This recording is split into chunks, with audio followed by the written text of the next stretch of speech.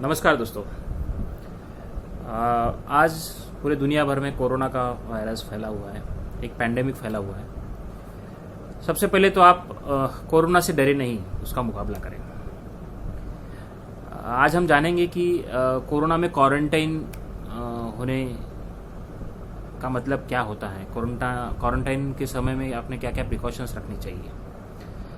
Corona में quarantine दो प्रकार का होता है। एक होता है होम क्वारंटाइन, जिसमें घर में ही रहना है, और दूसरा होता है इंस्टीट्यूशनल क्वारंटाइन। इंस्टीट्यूशनल क्वारंटाइन यानी गवर्नमेंट द्वारा निर्धारित किए गए जो भी इंस्टीट्यूट है या बिल्डिंग्स है या हॉस्पिटल्स है, वहाँ पर आपको रुकाते हैं। अब होम क्वारंटाइन का मतलब ये है कि आप आपके घर में आपके परिवार के साथ न रहते हुए किसी एक रूम में उनसे अलग रहे, उनके संपर्क में ना आए, अपनी चीज़ें, अपना टूथब्रश, पेस्ट, ये सब चीज़ें अलग रखें, अपना बेड, बिस्तर, टॉवेल्स, कपड़े, ये सब अलग रखें, और साथ ही आपका खाने का जो सामान है वो भी दूर से ही आप एक्सेप्ट करके ले सकते हैं। अपने परिवार के लोगों से दूरी ना रखें, उनसे दूरी रहें। और मीनवाइल आपको अगर बीच में कुछ सिम्टम्स आते हैं, जैसे सर्दी है, खांसी है, बुखार है या और भी कुछ लक्षण है, तो आप तुरंत डॉक्टर से कांटेक्ट करके टेस्ट जो है वो कर सकते हैं। इंस्टीट्यूशनल क्वारंटाइन जो होता है वो आपको एक स्पेसिफिक जगह ले जाके गवर्नमेंट द्वारा प्रस्तावित जो जगह है वहाँ ले जाते हैं, और वहाँ पर आपका टेस्ट होता है पहला। ये टेस्ट करते समय आप बिल्कुल घबराए नहीं। बहुत सारे लोगों के मन में डर होता है कि ये टेस्ट कैसा होता है, क्या होता है, और इससे और कोई तकलीफ होती है क्या। बिल्कुल घबराए नहीं। मैंने खुद अपना ये टेस्ट किया है, वो निगेटिव है। तो इसमें एक जैसे आप ने कान साफ करने का ईयरबड देखा होगा, उसी प्रकार का लॉन्ग एक ईयरबड जैसा रहता है, उससे नाक में डाल के नेजल से स्वैब लेते हैं और गले में डाल के गले से एक स्वैब लेते हैं, और उसका रिपोर्ट आफ्टर 24 आवर्स या डिपेंड्स उसके अनुसार वो आता है।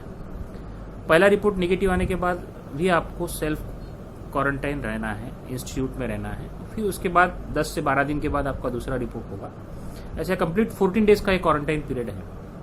अगर आपका दूसरा रिपोर्ट भी निगेटिव आता है तो आप कोरोना से ग्रसित नहीं है, और उसके बाद भी आपको होम क्वारंटाइन, घर में रहना है, बाहर नहीं जाना है, इधर लोगों के संपर्क में नहीं आना है। और मीनवाइल किसी भी व्यक्ति को अपने घर को छोड़ के एक इंस्टीट्यूट में रहना, एक ऐसी जगह रहना जहाँ पर वो सिर्फ अकेला रहता है, घर के परिवार वाले बाहर रहते हैं, तो ये बहुत विकट परिस्थिति होती है। तो ऐसे समय में आप अपने आप को ध्यान धारणा, मेडिटेशन से स्वस्थ रख सकते हैं। सुबह आपका आप दिनचर्या आयुर्वेद के हिसाब से करिएगा। सुबह उठने के बाद आप प्राणायाम, जिसमें अनुलोम विलोम प्राणायाम है, भस्त्रिका प्राणायाम है, कपालभाति प्राणायाम है, वो कर सकते हैं। कुछ सिंपल आसन है जैसे कि सुप्त वज्रासन है, तुम्हारा हलासन है, सर्वांगासन है, पश्चिमोत्तानासन है। ये सब आसन आप आपकी सुविधा के अनुसार कर सकते हैं। नहीं कुछ तो आप अपनी जगह पर जॉगिंग, वर्कआउट वो कर सकते हैं। इन सब में से आपको अगर कुछ भी नहीं आता है या कुछ नहीं है तो सादे सूर्य नमस्कार ये भी आप कर सकते हैं, जिसके माध्यम से आपको स्वास्थ्य लाभ हो सकता है। साथ ही खाने में च्यवनप्राश ले, बादाम भिगा के खा सकते हैं तो वो खाएं। च्यवनप्राश काफ़ी अच्छा रहता है। अगर सुवर्ण एक तो च्यवनप्राश ले सके तो अच्छा है, क्योंकि सुवर्ण जो है वो शरीर के लिए काफ़ी अच्छा सिद्ध हुआ है। और मिताहारी रहे, बहुत ज़्यादा ना खाए, और खाने में खट्टी चीज़ें ज़्यादा ना ले, और हो सके तो गर्म पानी ही पिए, गुनगुना पानी ही पिए। और अपनी दिनचर्या को इस हिसाब से बनाए जिसमें आपको शारीरिक विकृति तो नहीं होगी पर मानसिक विकृति भी ना हो, इसकी आप पूरेपूर जिम्मेदारी लें। और इसके लिए आप वाचन करें। मोटिवेशनल कुछ बुक्स है ऑनलाइन, वो मिल सकती है आपको। और अगर आपको किसी भी प्रकार की शारीरिक या मानसिक दुविधा हो रही है तो आप हमारे नीचे दिए हुए नंबर पर संपर्क कर सकते हैं और निःशुल्क इस सुविधा का लाभ ले सकते हैं।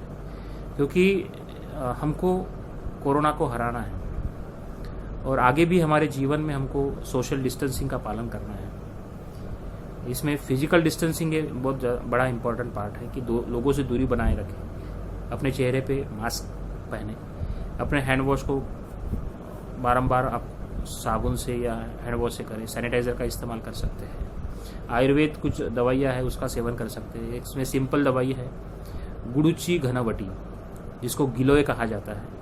ये गोली आप 2 सुबह 2 शाम को प्रिवेंटिव ले सकते हैं। और आयुष विभाग भारत सरकार द्वारा कुछ वनस्पतियाँ बताई गई है, जिसमें तुलसी है, दालचीनी है, सौंठ है, मरीच है, मिरे जिसको बोलते हैं। इन सब का काढ़ा बना के भी आप गुड़ के साथ या शहद के साथ सुबह शाम प्रिवेंटिव ले सकते हैं, क्योंकि अपनी इम्यूनिटी को बढ़ाना यही हमारा सबसे बड़ा इम्पोर्टेंट काम है। क्योंकि फिर से वो दिन, सुहाने दिन वापस लौटने का सब भारतीय, सब दुनिया इंतज़ार कर रही है, और उसको अगर हमको वापस लाना है तो हमें अपने आप में, अपने जीवन में बदलाव लाना बहुत ज़रूरी है। जी लिया हमने बहुत ज़िंदगी, व्यस्तता, फास्ट लाइफस्टाइल, और अभी हमको हमारे सेहत के लिए काम करना है। आज आप देखेंगे कि दुनिया का सबसे गरीब से गरीब लेके दुनिया का सबसे रिच आदमी, ये दोनों भी आज सब अपना व्यवसाय, सब ये सब बंद करके अपनी सेहत को बचाने के लिए जुटे हुए हैं, क्योंकि बचेंगे तो और लड़ेंगे।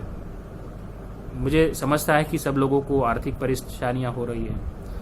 बहुत सारे हमारे मजदूर भाई हैं जो अपने घर गांव लौटने के लिए जा रहे हैं, पर विपदा ऐसी है उसको हम टाल नहीं सकते।